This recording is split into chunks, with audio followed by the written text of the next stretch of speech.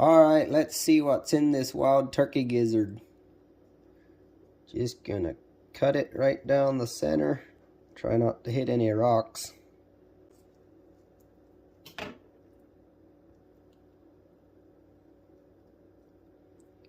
Then you can just dump the contents in there, and then you peel the inside lining out.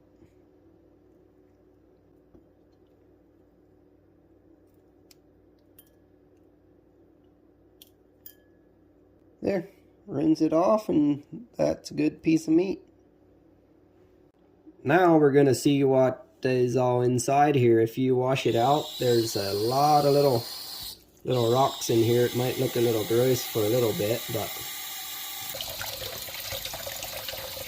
all we're left with is a bunch of rocks.